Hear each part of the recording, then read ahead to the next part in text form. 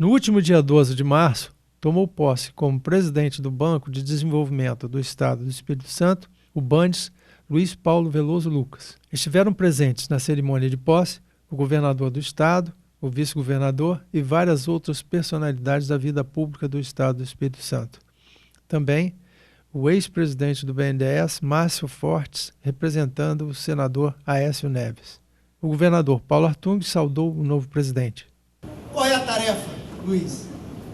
É sacudir a área de desenvolvimento, reinventá-la, pensando em todas as áreas do Espírito Santo. Como é que nós podemos fazer pelo Planalto Serrano, um bairro que tem violência, mas que tem uma linda juventude, que precisa de diálogo para além do olhar para a droga e para o crime.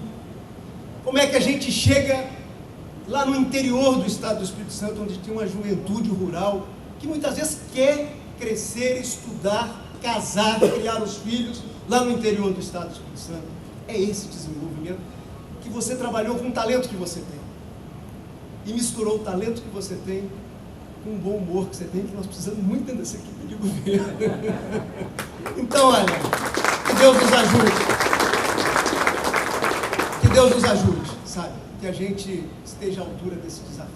Luiz Paulo é engenheiro e técnico do BNDES, que desempenhou várias e importantes funções na vida política e administrativa do Estado do Espírito Santo. Atuou como secretário de Planejamento Estratégico, como prefeito da capital e deputado federal.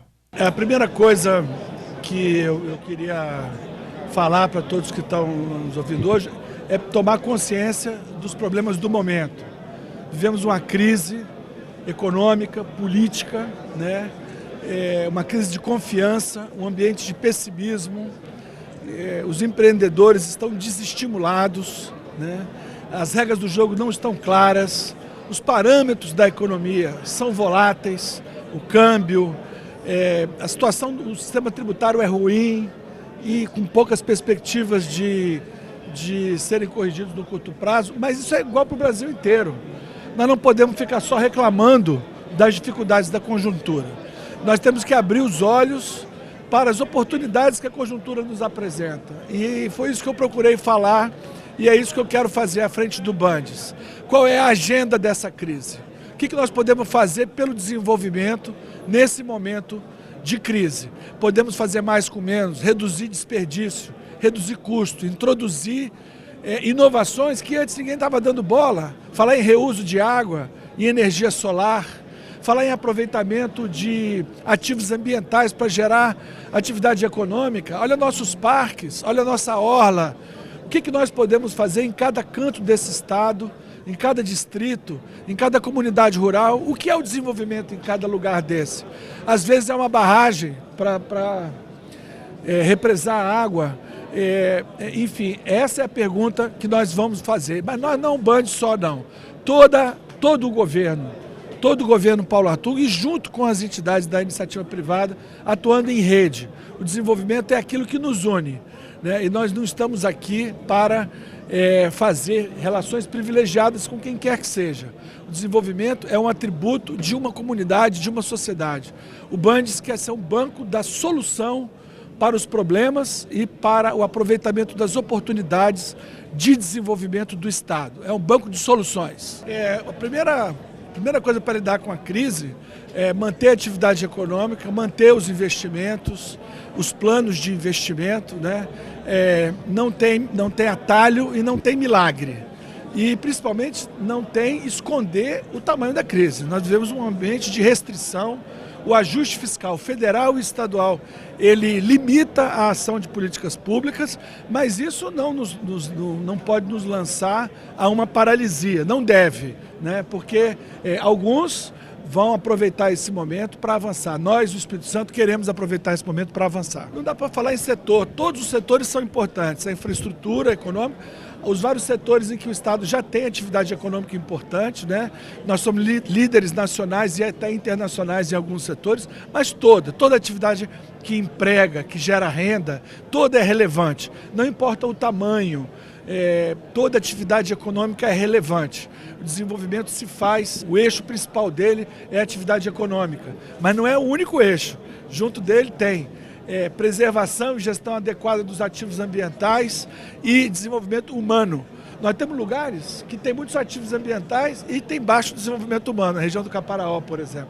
Tem lugares que nós precisamos de recuperar os ativos ambientais porque eles estão degradados. E essa recuperação também pode gerar desenvolvimento econômico. Nós precisamos de olhar o desenvolvimento humano, o desenvolvimento ambiental e o desenvolvimento econômico como 3 dimensões de um mesmo desenvolvimento. Eu não gosto de adjetivar o desenvolvimento. O desenvolvimento é um só e ele envolve construção de infraestruturas, reparo de algumas outras, envolve eliminar desperdícios. Quando a gente pensa, por exemplo, que a Suécia é um país que todo mundo conhece, que é muito desenvolvido, tem um dos mais desenvolvidos do mundo.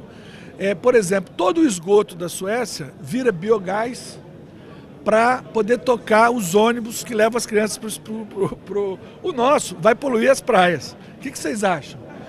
Isso não é uma oportunidade de investimento, de desenvolvimento econômico e de recuperação de ativos ambientais degradados?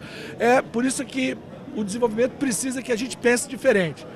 Quem acha que desenvolvimento é dinheiro barato, subsídio, incentivo fiscal, bom, esse desenvolvimento aí não existe mais não. Esse daí nos trouxe até aqui, mas ele esgotou a sua capacidade de orientar os empresários. Você falou que nesse momento de crise, o mais importante é usar a criatividade. É isso mesmo. É a fonte inesgotável de energia, né? A criatividade humana, a inventividade, a inovação, fazer diferente, né? Já se disse que a definição de loucura é querer que as coisas aconteçam diferente e continuar fazendo a mesma coisa. É querer mudança e continuar fazendo a mesma coisa. Se a gente não está satisfeito com as coisas como elas estão no nosso país, se a gente acha que nós temos aqui no Espírito Santo possibilidades que não estão aproveitadas, bom, então nós temos que fazer diferente. Se estivermos fazendo as mesmas coisas, bom, é garantido que o resultado vai ser o mesmo. A gente não vai sair do lugar. Por isso a gente tem que estar aberto à inovação. Parcerias público-privadas, arranjo de project finance, utilizar os fundos de private equity, engenharia financeira, trazer setor privado, enfim, modelar operações financeiras mais sofisticadas, com o olho do mercado de capitais internacional, vai nos levar a resolver e aproveitar oportunidades, resolver problemas e aproveitar oportunidades que pareciam impossíveis. Um modelo federativo brasileiro, em que a autoridade portuária federal, aeroportuária federal, rodoviária federal, ele está falido, né? Infelizmente, nós ficamos aí décadas esperando esses investimentos virem de Brasília. Não virão. Não vieram, não vêm e não virão. Então, nós precisamos de discutir com a sociedade brasileira um modelo federativo mais descentralizado, com mais participação dos estados. Esse é um ponto que eu defendo com muita ênfase. Eu não vejo sentido da autoridade portuária, por exemplo, ser em Brasília.